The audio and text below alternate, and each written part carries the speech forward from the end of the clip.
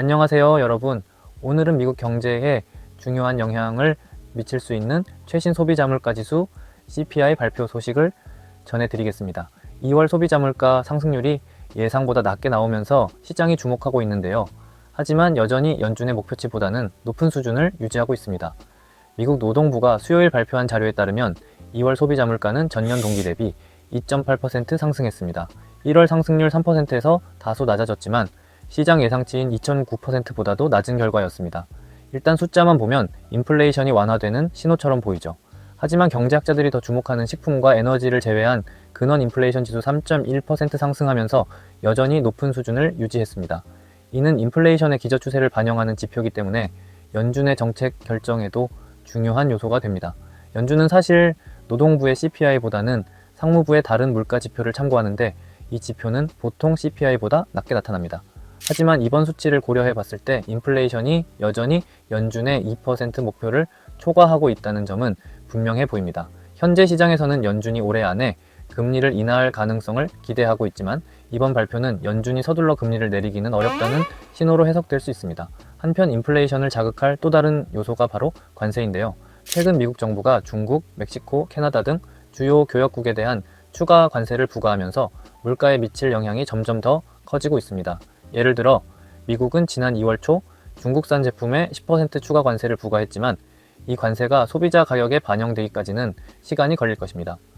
게다가 멕시코와 캐나다산 제품에 대한 추가 관세도 시행되었는데 일부 품목에 대해서는 일시적으로 유예된 상태입니다. 관세가 본격적으로 반영되면 기업들은 더 높은 비용을 소비자들에게 전가할 가능성이 높아지고 이는 다시 인플레이션을 자극할 수 있습니다.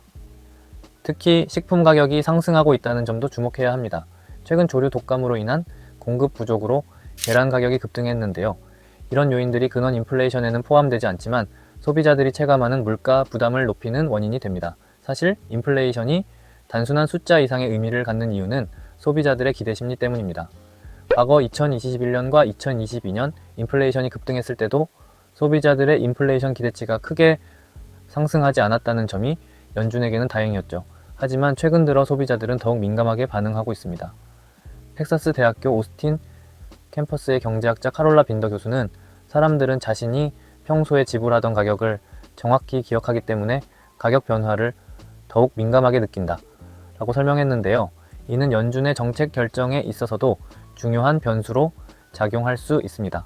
2021년과 2022년 인플레이션이 급등했을 당시 연준은 공급망 병목 현상이 완화되면 자연스럽게 물가가 진정될 것이라 예상하고 인플레이션을 일시적이라 표현한 적이 있습니다.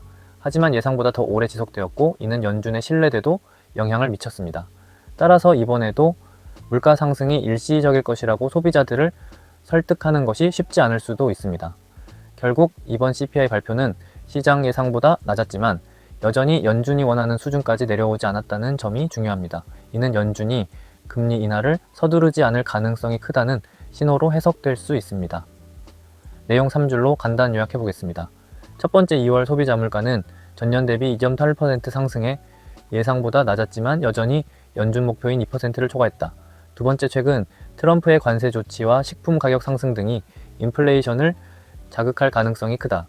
세 번째, 연준은 금리 인하를 신중히 검토해야 하며 소비자들의 인플레이션 기대 심리가 변수로 작용할 수 있다.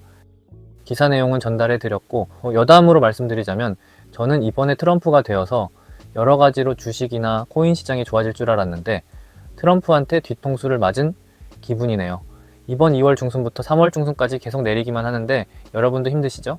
관세나 인플레이션 문제가 어느 정도 해결이 되기 전까지는 시장이 많이 흔들릴 것으로 예상되네요. 힘들지만 하락장도 잘 견뎌내보고 이럴 때 어디 여행이나 한번 다녀오세요. 그러면 좀 나아지지 않을지 생각해봅니다. 아무튼 오늘 영상이 도움이 되셨다면 좋아요와 구독도 부탁드립니다. 감사합니다.